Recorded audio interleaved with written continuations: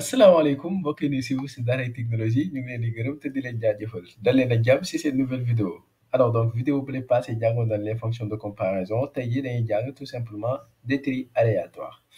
alors donc pour cela préparé naa par exemple benn code n'est-ce pas fii benn paragraphe mu tuddee ko tri aléatoire n'est-ce pas fii ma defee par exemple fichier test dinaa ñëw par exemple si lan mooy mélange de fichier test alors donc jàpp leen tout simplement benn algorithme la boo xam ne dafay permettre de trier de manière très fiable qui a été introduite dans la science des données dès 1938 n'est-ce pas mën nga utiliser sur plusieurs langages mais en JavaScript nii lañ koy defee alors donc idée bi mooy lan bon damay ni jàngal avant ñu ñëw par exemple si mélange de fichier test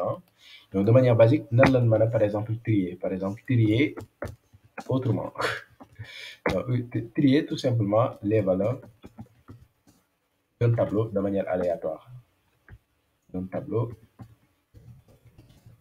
de manière aléatoire donc fii bon damay créer juste benn bouton bi permettre trier ou bien ñaari bouton ops donc button fii damay def trier aléatoirement ou bien sans fichier test en mélange de fichier test ou bien sans fichier test tout court ou bien trier tout simplement aléatoirement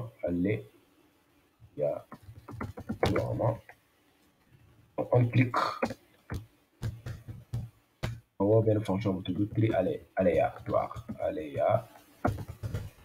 voilà CTRL-C CTRL-V fii ma def ma woo benn fonction bu tudd tri fichier test voilà il n'y a pas d'espace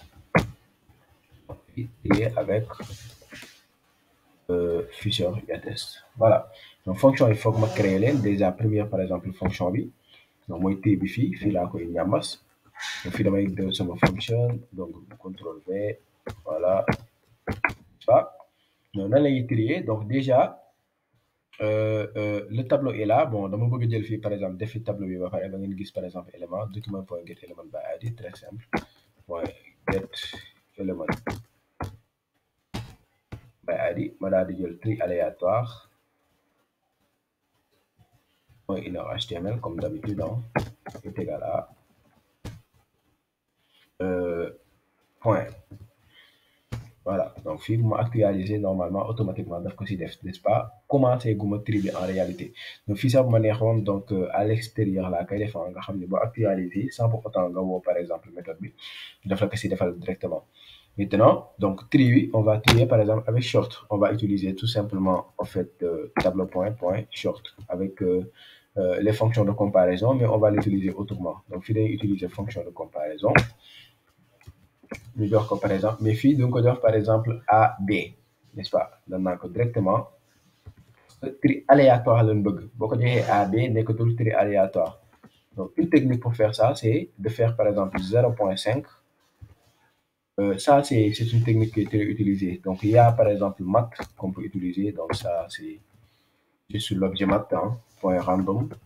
n'est-ce pas random c'est juste une méthode boo xam ne daf lay récupérer benn valeur aléatoire n'est-ce pas on prend à chaque fois 0,5 n'est-ce pas moins random par exemple 2 et il va se positionner maintenant pour te retourner une valeur spécifique maintenant li ma defoon fii ginnaaw bi ma trier il faut que par exemple ma faire la mise à jour n'est-ce pas du contenu n'est-ce pas li boo ko defee da nga gis ne ça va marcher donc fii je fais clic droit ouvrir dans l'explorateur de fichier ma taper sur entrée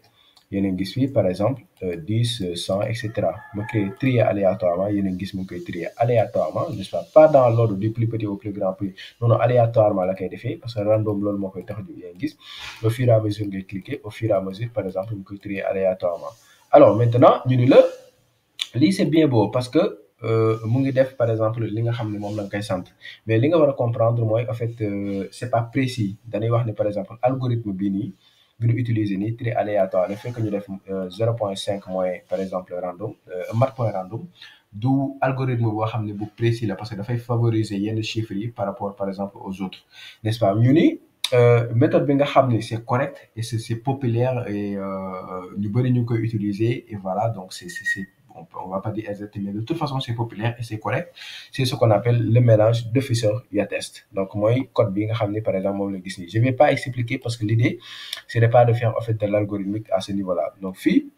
bu dee soxla ngeen ko de toute façon jàppale ni day def tout simplement en fait un tri aléatoire qui est exact et correct et très populaire, n'est-ce pas? Bu dee soxla ngeen ko mën ngeen def peut-être du copier-coller. Alors fii je vais faire juste comme ça, n'est-ce pas? Boum boum. Donc je vais effacer ce truc-là. Alors fii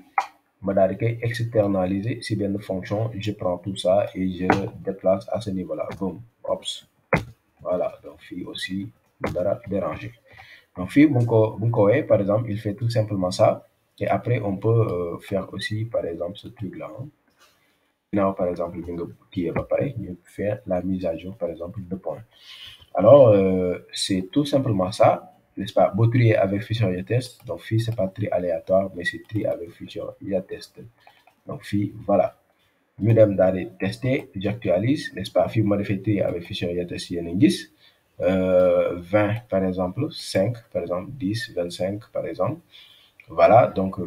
40, n'est-ce pas? De toute façon, c'est un tri aléatoire, mais ça, B aussi, c'est un tri aléatoire. Maintenant, on dit que le fichier IATS est beaucoup plus exact que ce tri-là. Donc, sama gars yi loolu laa leen indiloon ma jox leen rendez-vous si beneen vidéo incha allah.